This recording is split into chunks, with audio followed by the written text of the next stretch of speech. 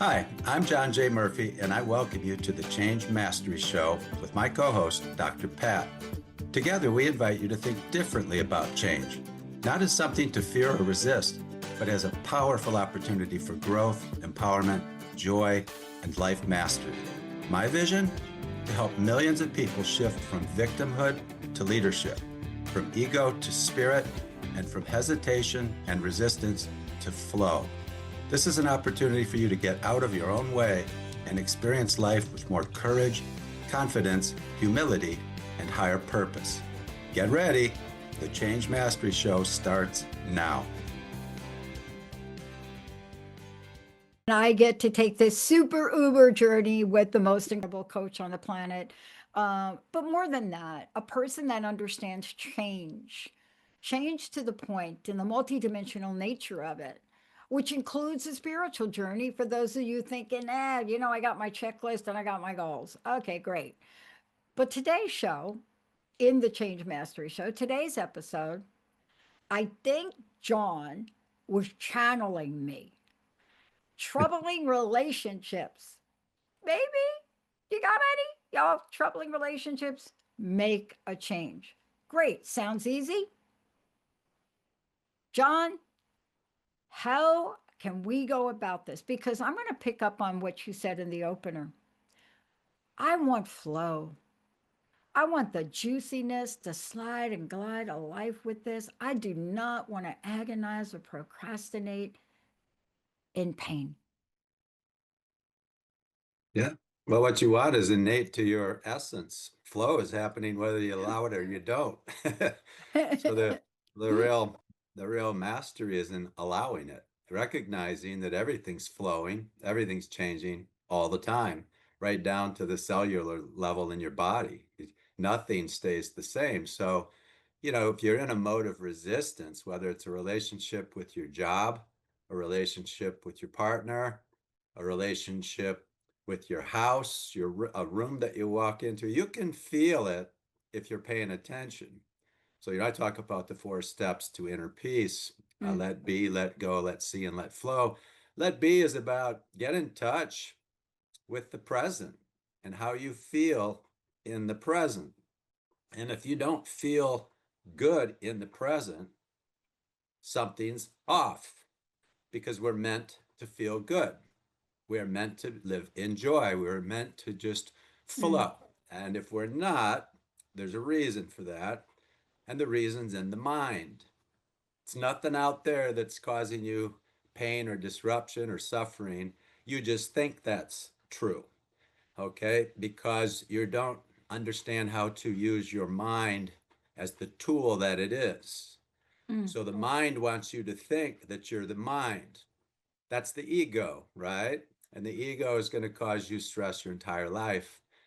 But when somebody says, I changed my mind, those words a long time ago, when I first heard them, really got me to stop and think. I changed my mind. Who's I? Who's actually saying, I changed my mind? Because it's not the mind, all right? So that's where we start to really get in touch with Mm. who we are, and not just who, because that's a personality, but what we are. Yeah. And the Yeah. mind wants us to think that we're human beings and that the brain controls everything and it's all material and it's tangible, and our essence is intangible. Mm. So when you start to think about how do I relate to anything, to the city that you live in, and if it doesn't feel good, you have to make a choice. Do I stay here and suffer and give up whatever? Or do I make a change? Yeah. What do I do? And the problem is that most people on the planet are what I'll refer to as settlers. If you think about a bell curve, a statistical bell curve. I have a Love slide on them. this. I love them. Yeah, I have a slide on this that I use in my lectures and workshops. And on one end of the curve is about 10% of the population or so are pioneers. Pioneers, if you think about that word, they're bold, they're brave, they're courageous, they're They're going to go out where nobody's been before and explore and discover new ground. They're innovators. In the middle, the bulk, the 80%, are what we refer to as settlers. They settle into wherever they are. They just settle.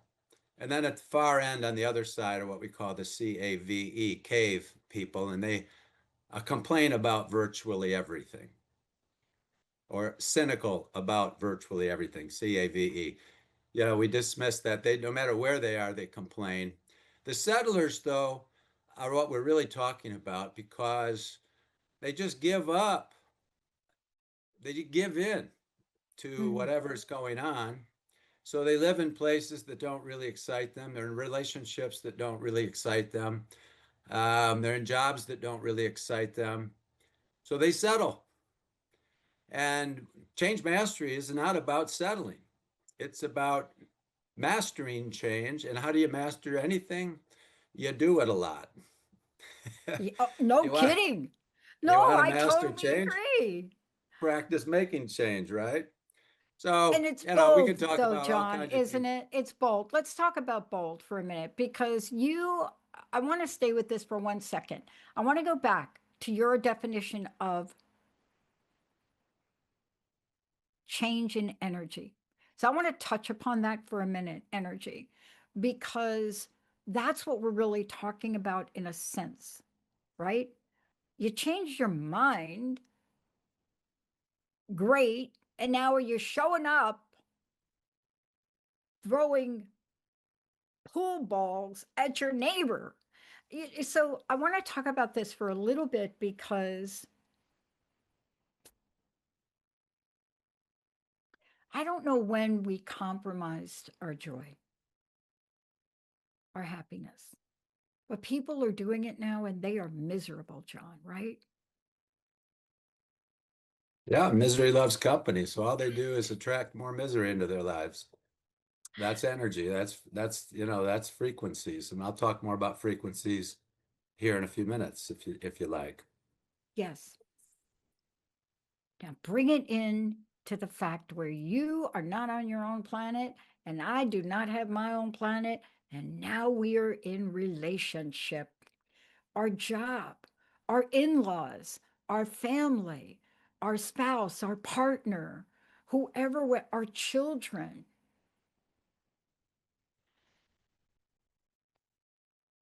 Yeah, well, I'll This is just a tell you. this is an area for growth, don't you think?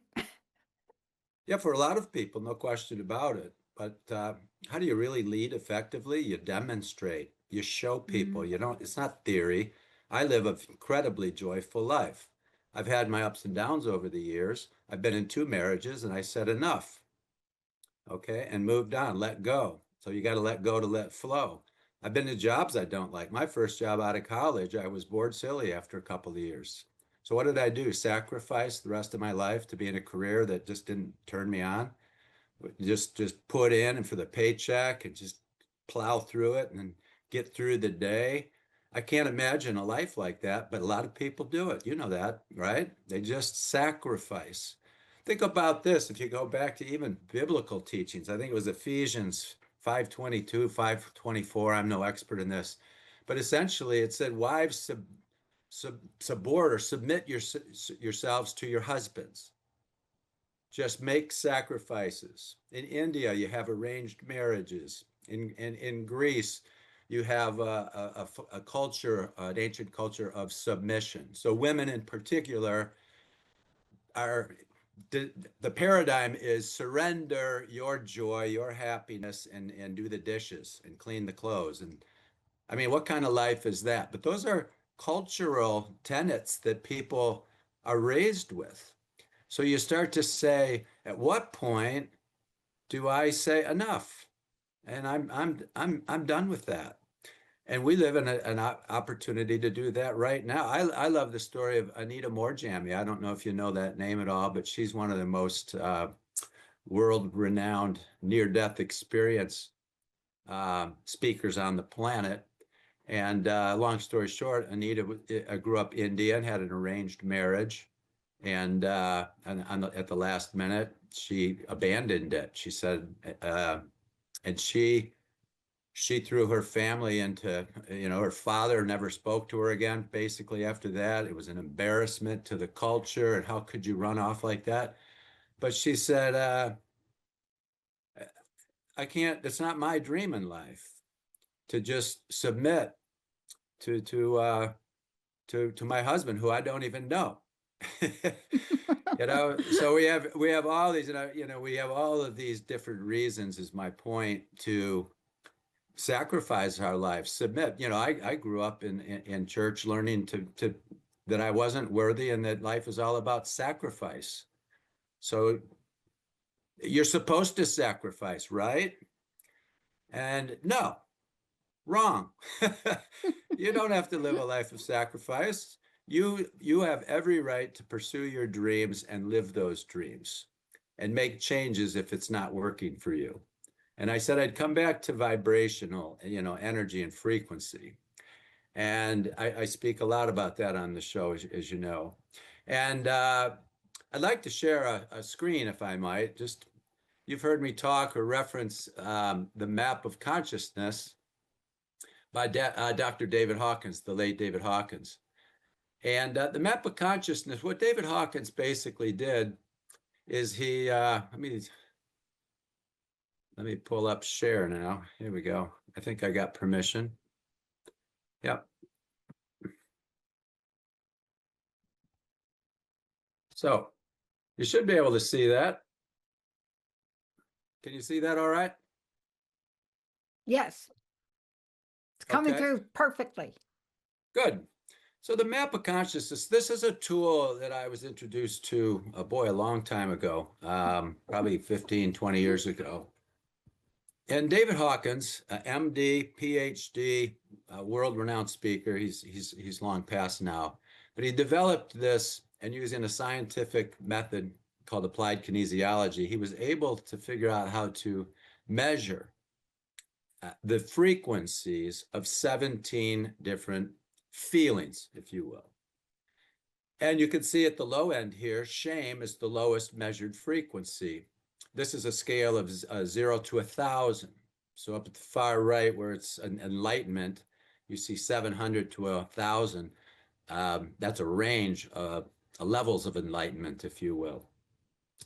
So, for example, the Buddha calibrated at 1,000, very highest level on this map, and he could map and test people, living and dead. He could map, and it's all through electromagnetic connection with the field of consciousness, if you will, the field of information.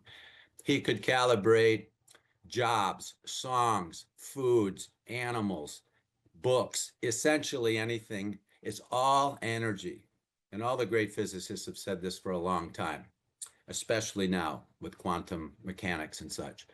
So if everything's got a frequency, and we're in a situation where something's just not jiving with us, so to speak, I use the metaphor of, it's like trying to like a song that you just don't like, or a genre of music. You just doesn't work for you. Or a movie on TV, a scare flick, or something that's just like, somebody says, oh, I love that movie. You got to see it. It's fantastic. And then you watch it and you go, are you kidding me? What?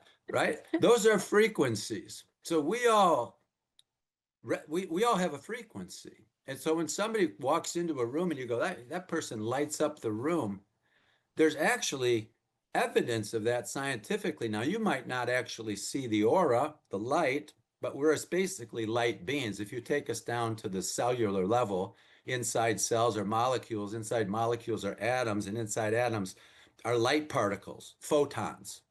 So we're literally beings of light. And what's going on with this body? What's going on with this brain, this mind? And if we are vibrating with thoughts in our mind that make us feel ashamed, we are at a very low, dense frequency.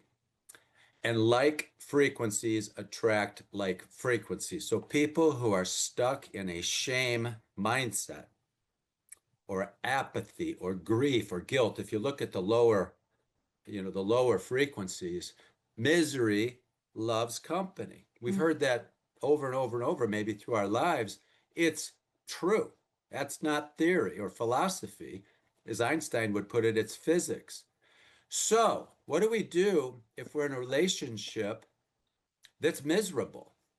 What if we're in a partnership with somebody and they're just griping about this and that? They're the cave person, so to speak, cynical about virtually everything.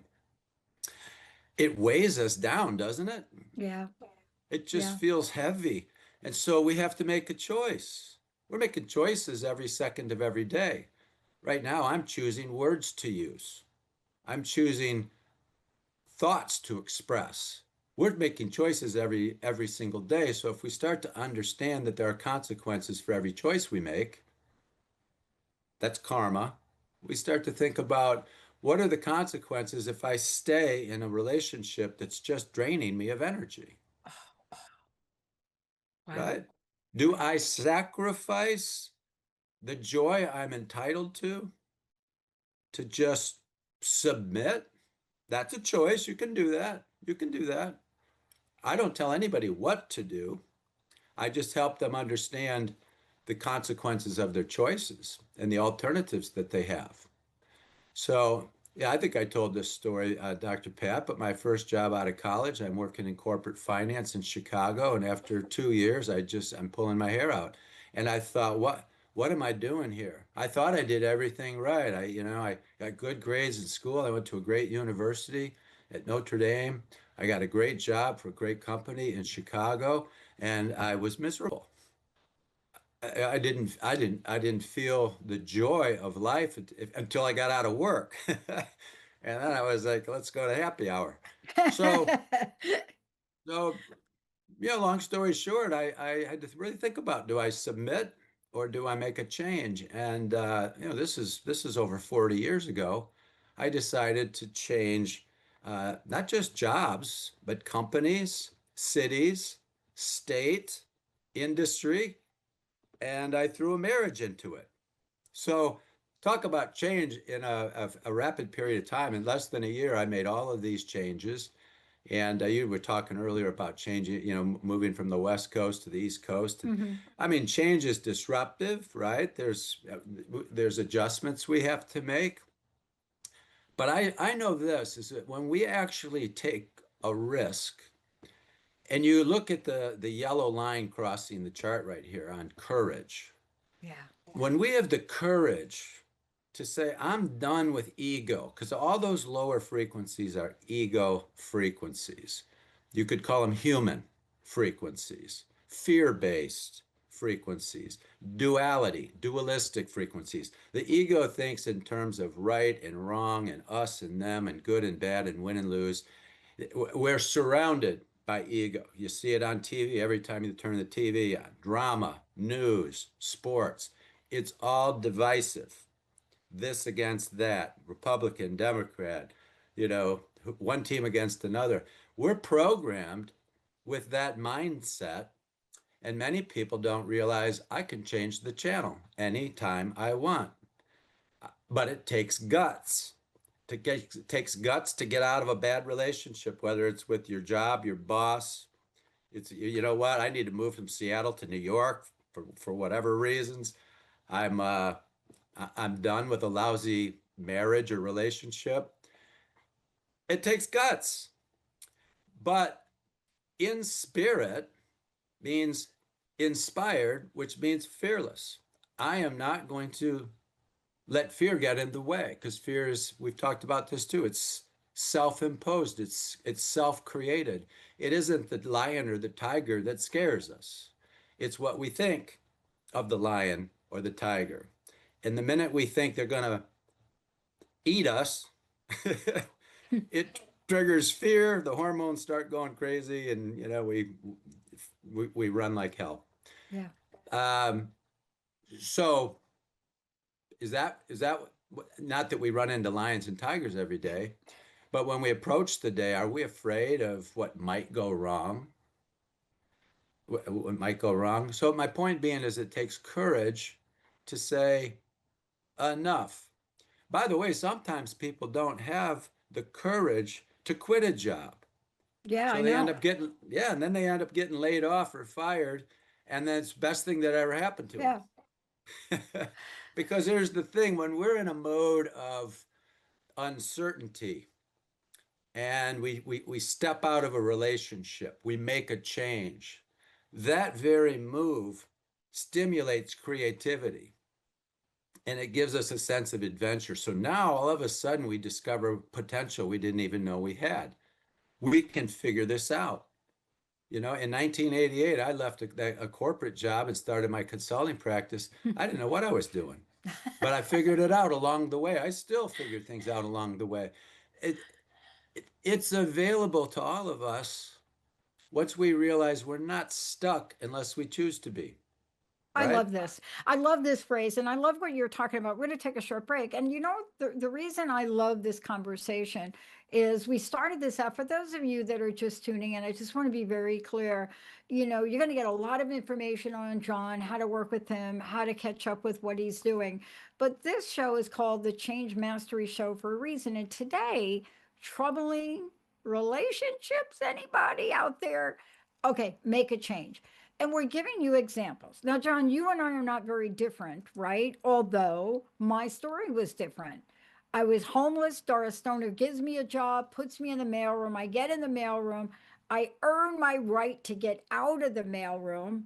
They tell me I was the longest mail, back in the day to call a mail girl. I was the longest mail girl in the history of Bell Labs. Okay. And I just couldn't get it. Um, but here I go, and guess where they put me?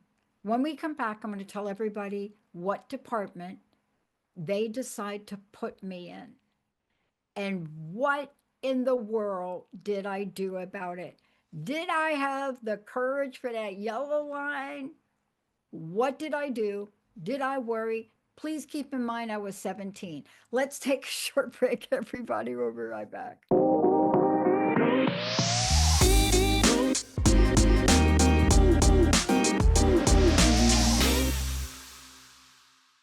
Hey, everybody, welcome back. Yes, this is the Change Mastery Show. John J. Murphy is the host of the show. I'm Dr. Pat. Okay, I love this, right? Because everybody's talking about 2026 and the year and a year. Yeah, okay, here it is. Are you in a troubling relationship, folks? Just saying. You know, when you sat down and you write your goals down on the piece of paper, did you totally blow off that troubling relationship just thinking, I cannot make that change?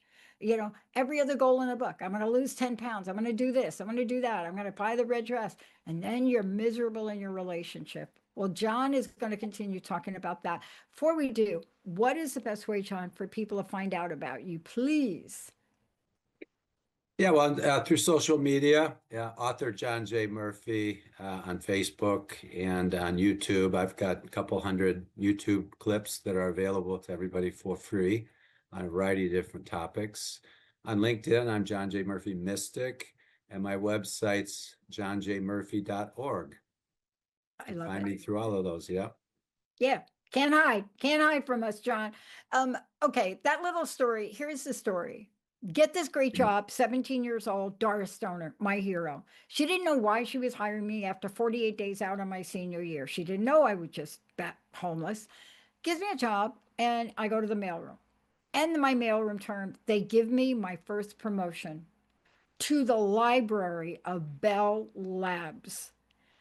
My job was to be quiet all day long and file books according to the Dewey Decimal System. 2 weeks is all I gave it. And I ran back down to Doris Sterner and I said, I'm sorry, I can't do it. This is like the worst job on the planet. Long story short, Doris Sterner says to me, God, your timing's impeccable. You know why? Because it's a job that's open that nobody else wants. Mm. In payroll, in Bell Labs, a room of 50 people. And John, I was in that room. I rotated up from the lowest job to the highest over a 10-year period. Yeah. But what would have happened if I couldn't ask for that? Yeah, well, that's where courage comes in, right? You have to you got to be in touch, first of all, with your desires. What is it you really want in life? One of the exercises I do, in fact, I'm leading this, I've got a webinar this Friday, actually, called Fearless, and it's through Fuel. You can find it on my social media, but uh, in Fearless, we talk about what does it really take to get beyond Yeah. doubt, if you will. So, and the exercise we're going to be talking about this week is to draw a picture of yourself 5 years into the future. And that picture, when I say draw a picture, not just what do you look like, physically, what do you feel like? What are you doing? Who are you with? What's your vision, if you will? Are you making twice as much money as you are now? All your debts paid off? You're as fit as you've been in a long, long time, maybe ever. Your social relationships are phenomenal. You've got great trusted friends, and you've left behind people weighing you down. It's just not a good vibe. What do you feel like emotionally? If you spend just a little time, because I've been doing this for the last almost 40 years, drawing a vision, if you will, of what I see myself doing. And if that vision really excites you and it generates a vibration of enthusiasm and inspiration, you'll get it. The problem is, a lot of people draw a picture like that, and if I really challenge them to stretch, come on, what is it you really, really want to be doing and feeling like and looking like? What's your bank account look like in 5 years? Be real specific. And what happens, Dr. Pat, is people, well, maybe they'll do that exercise and then they're immediately going to go, but I could never do that. That's me. And that's that subconscious mind coming out saying, see, you're not worthy. You're not deserving. You have to make sacrifices in life. That's programming that some of us have been downloaded with since we were 3 or 5, and we carry it through our lives until we learn how to delete it. So whatever you feel and think between now and that 5-year vision is your greatest task and could be your greatest barrier in life. Because if you don't think you're deserving, that's the root cause to your not receiving. Mm. If you think you have to go through, remember, we've talked about paradigms. If your paradigms or your beliefs, your programming, subconscious programming is telling you you're not good enough, you're too old, you haven't got enough degrees, you should go back to school. It's all ego programming. At some point, you got the courage to drop out of school. Say, my younger brother dropped out of college and said, I'm going out to Hollywood to see what I can do. Ends up a few years later nominated for an Emmy. Okay. And this is coming from a family where college was a must. Yeah. You're going to college. And, he had the courage to say, not me. Not after a couple of years. He went for a couple of years and said, this isn't working for me. Anytime a person's in I'll call it just a bad vibe situation, you got to really examine that and say, either the person I'm with elevates their vibe, or if we find a match, that's a possibility. But that didn't happen, Dr. Pat, in either one of my marriages. We just grew apart. And I was, to go back to the map of consciousness, I was determined, here, I'll pull that back up. I was determined to ascend, if I can use that word, from pride. I had a lot of pride, but a lot of people will say, well, what's wrong with pride, John? Because I'd rather be proud than angry or grieving something or afraid. But think about it this way. Pride is dualistic. It's my school versus your school. It's my team versus your team. It's dualistic. So it's the highest vibration of the ego mind, but it is nowhere near fearless and in spirit, if you will.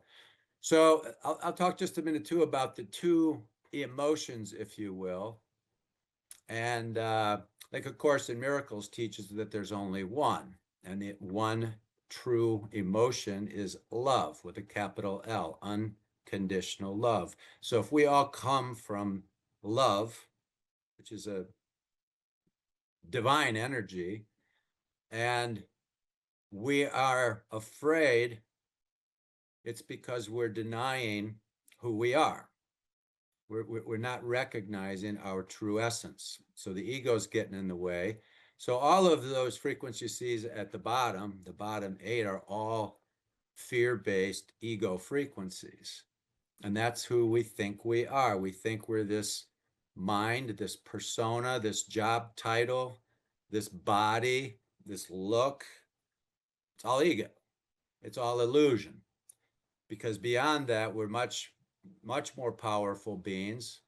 And so once we start to recognize I can leave all of that ego behind, in other words, I can now take control of my mind. My mind is no longer going to control me.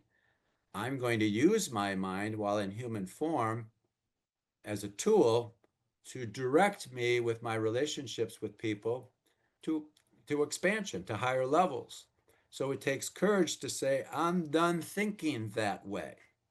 I'm done with this anger thing that I have. I'm done with the lust and the desire and the attachment and all the stuff I have or I've collected. How many people do you know who are really successful in life on the surface and lots of money, great big houses, fancy cars, Christmas cards that come out and they all look great and happy, but behind the curtain, they're miserable. Yeah, Robin Williams was he was one of the greatest examples that I could think of, and was most shocking to me, right? Mhm. His passing, because on the surface, come on now, it's always a smile, it's always a joke. It's right. Think about how many celebrities you'd think, wow, they're famous people. They've, made millions and millions of dollars. And they're miserable. Yeah, They're just miserable, including comics. If yeah, you literally watch, a lot of comics are very cynical. Okay. They complain about virtually everything. They're actually cave people who are funny. But behind the curtain, they're suffering. And why do we suffer? Because of this, we talked about this on the last show, because of the assumptions we make, the paradigms we live in. And in some cases, we think we're supposed to. We're sinners and we're not worthy. And so therefore we go through life believing that and not realizing that we come from love, capital L. By the way, capital L love means true unconditional love. It's not ego interpretation of love. Ego interprets love, small l, I call it, like, well, I used to love you, but now I don't anymore.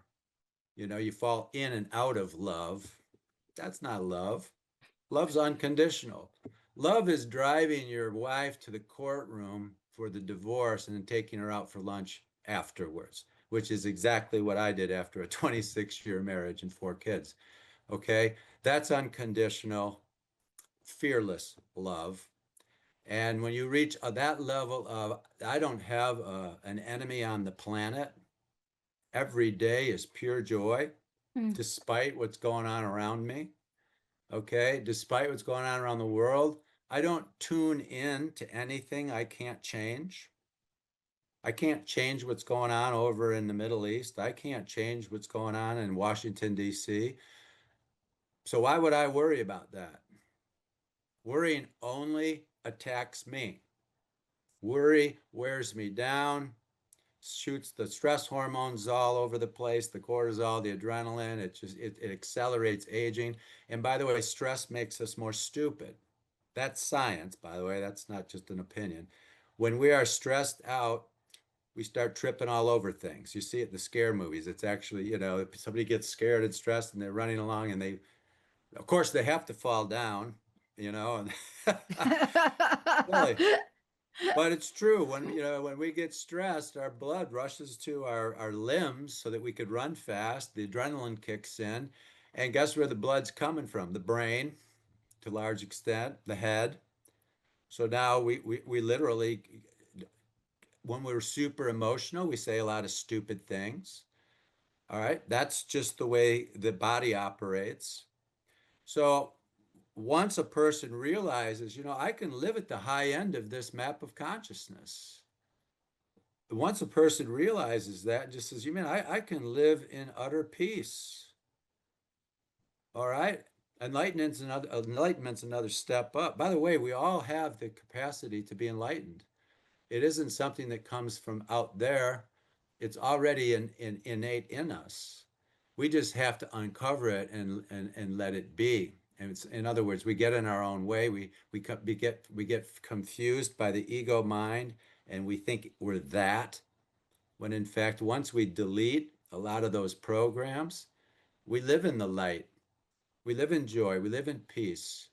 We see past the clouds to the Mm, blue sky that's always there. We see past the darkness to the light that's always there. So if you think about love as light, there's no opposite to light. There's only the absence of light, which translates into darkness. There's no opposite to love, capital L love. There's only the absence of it, which is dark, which is ego, so which is fear. So the absence of true unconditional love is fear. And once we can get out of our own way, by the way, if you want in one word a great strategy in life, it's called forgiveness. mm. But it's capital F forgiveness, not small f, because the ego says, well, I forgive you, but I was right and you were wrong, but I forgive you. That's condemnation, not forgiveness. Or I'll forgive but never forget. Nope, small f. True unconditional forgiveness and love is like it never happened. Yeah. It's gone. Let it go. Yeah, it's so interesting you're bringing this up. This is true. I had a friend that shared a story with me a week or so ago and said, my sister called me. I said, okay. Yeah. My sister called me and said, I'm going to forgive you, Patty, everybody. And my friend said, oh. And the other person said, because God told me to. And so the conversation kind of just died right there in that moment. Nothing else said, no love, right? It wasn't gone the way you described it, John. It wasn't gone. Mm-hmm. If anything, the other person that heard that, that's where the letting go had to happen. It's like, I don't even know what happened just here in the conversation, but I got to let that thing go. Yeah. Some, Well, I'll tell you what. yeah, Oh, go sorry. ahead. No, go ahead. Just gonna say one of the things that's going to happen on anyone's path toward enlightenment, toward a life of pure joy and bliss, is the loss of friends and Mm, family and people who aren't interested in that journey or are stuck. It's oil and water. You're going to no longer have common things to talk about, no longer have common interests. It's like a fish out of water. You're just, no matter how hard you try, you're not going to like that song anymore. It's just nope. So what are you going to do? You're going to just try to like it, try to get along, try to figure out, like, I know couples have been married 50 years, they don't live together. In some cases, they don't even live in the same state. They stay married for whatever reasons, but they don't like each other. But then they can say, we're married for 52 years. Like somebody cares. Are you happy? Are you enjoying your life? Mm. I happen to believe, and I teach high performance teamwork. I think you know that. And Yes. the term there, the measure is called synergy. Synergy is when you add one and one together and you get something greater than two. And the greater the synergy, you might get three, you might get five, you might get 10. So when we put a team together, we get a much greater uh, energy or synergy. I like to call it the genius of the team. Nobody has to be a genius on the team, but when you really come together and align and thrive as one, you come up with all kinds of amazing things. That's energy, by the way. And the key there is alignment. We've pulled together. It's like an orchestra. You know, a great orchestra, they play as one. And you've got what, 50, Yeah. 60 different instruments, Mhm. and they play as one. When you're in harmony in a relationship and it feels just beautiful and synergistic, you know you got a good fit. So I had to write my own job description in 1988 to find that fit for me. I I didn't want anybody else writing my job description. So at age 28, married with very little money and my second of four kids on the way, and a wife that didn't work outside the home, I started a consulting practice. That's crazy. Really? Right? And I started it with two other guys, and they both quit within the first 6 months. So now I'm on my own, and what do? Give up and go fold back into I don't know, some job description that bores me, or maybe find something that doesn't bore me and excites me. Um, but the point is I think of life as a journey, as an adventure. No one knows what's going to happen tomorrow, right? Yeah. But if we're on this adventure and we're willing to explore and pioneer a little bit, and we might just discover certain avenues that are absolutely amazing. And I think if we get on that journey with a 5 year vision, a direction that we want to go, and we start to really go through life enthusiastically, that's a huge frequency.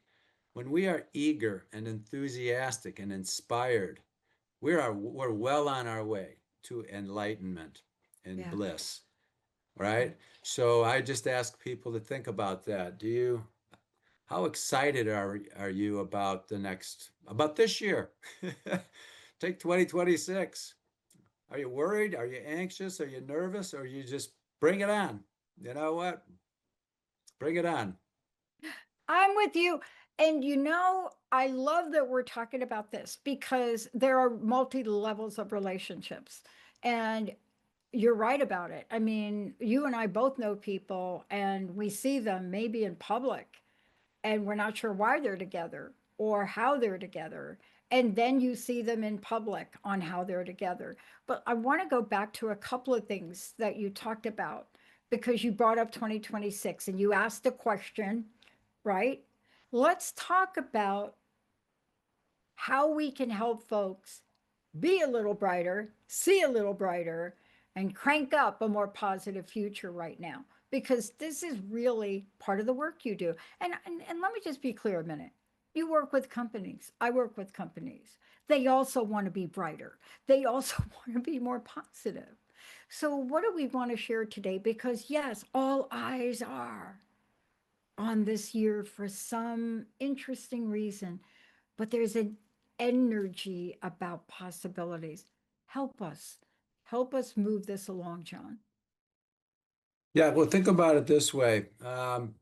Everything at the end of the day is about relationships, not just the relationship you have with yourself and your line of work and the people around you. But if everything's about relationships, Einstein once said the field is the sole governing agency of the particle. We're particles, all right? We are Yep. drops of water in the ocean. We are all connected. There's all kinds of scientific evidence of that. We are all connected as one, like the symphony, and we don't know it. We think we're all separate. Again, that's back to ego. So as we approach 2026 and we think about, maybe we're nervous about AI and it's taken over the all this stuff, whatever. Um, that doesn't help. Doesn't help to be afraid. In fact, it just makes things worse. Fear draws in more fear. So how do we change the channel? We start looking at the relationships we're in and we surround ourselves with amazing people. We dump all the cave people. We say goodbye to those things and people weighing us down if we truly want to live a life of joy. Otherwise, your choice is sacrifice and fear and going through life with the brakes on. So you're talking about somebody who's got no doubt about it. I'm going to uh, move forward and onward and upward. I mean, I can't imagine going back to where I was. I see my brightest years in front of me, not behind me. I don't care about the trophies and the medals I won back when I was a kid. I don't care about the degrees, and I don't, you know what? One of the things about letting go is letting go of the past. It's gone. There's nothing you can do about it. Good, bad, ugly. Forget about it. If you want to think about anything but the present, think about the future. And notice when you think about the future, how you feel in the present, because it's always about how you feel in the present that draws in more of the same. So if we are thinking of the future and we're afraid AI is going to take over the world, 2026 is going to be a disaster year. The governments are, we're going to World War III, whatever. If that's your projection, because you have no evidence that that's true, that's an assumption. And if those assumptions are driving fear in your body and in your mind and anxiety and stress, the only one you're hurting is you. The only one you're hurting you. So how do you change relationships? You change your mind. And you say, I'm going to find better relationships. Yeah. Incidentally, one of the most important success factors in my life and my career is tuning into brilliant people. If you want to be brilliant, you want to be successful, you want to be the best at something, whatever it is you want, that's your vision. Find people who are doing it and listen to them. And that's so easy to do now with podcasts, webinars, books on audio. And the people that I listen to, a lot of them died 1,000 years ago. you know, you don't have to look far to listen to Socrates and some of his teachings, or Plato, or Aristotle, or Jesus, or Buddha, or Lao Tzu and the Tao Te Ching. I mean, I listen to all of this, and it. By the way, all of that has frequency. So when you tune into the frequency of other people who have high frequencies, it brings you up. It brings you up. That's huge. When you tune into the frequencies of cynical people who complain about everything, it brings you down. The field is the sole governing agency of the particle. The field is the culture that you're in, the environment that you're in. It has an energy. And if it's an energy that's depressing and angry and egotistical and critical and argumentative and judgmental and backstabbing, anything like that, we've all been there. Get out. Get out and find people, and it can be virtual. It can be virtual, and reprogram your thinking to a higher level. If you have a real set of good role models in front of you, and you continue to bring your mind to that level, you cannot help but ascend. Okay? But just beware, as you ascend, you will upset lower energies. They're going to go like, what happened to you? How can you be happy? The economy's falling apart. How can you be happy when, we're bombing Venezuela? I mean, how can you be happy about that? I'm happy for no reason. I love this. You're right about this. And I want you to bring this home here at the end. When I got sober and made the decision to get sober after a long time drinking, I mean, that's a whole nother show about how that started at birth. But when I made that decision, I made it. And the people around me were like, what are you doing? Why are you doing that? How are you going to be able to come to the bar? Well, here's the news flash, folks. No, you cannot keep operating the way you were operating with some energies you got going on there that just couldn't put the drink down. You got to make some change. But nobody around you understands that. And sometimes, John, you have to do it anyway and make the change. Yeah, that's right. And the more you make change, the more you begin to master it. How do you get good at anything? Change mastery is about practice. And by the way, you make as many mistakes as you do successes, if you will. So, when you step up to a baseball plate, you're going to strike out once in a while, and then you're going to get a hit now and then. But the worst thing you can do is not step up. Wow. Stay in the dugout and just hope life gets better. Yeah, I'm just not a dugout girl. Just saying about that one. John, thank you so much for today. But again, can you remind people of the seminar that you're doing and anything else, please? What's the best way to find out?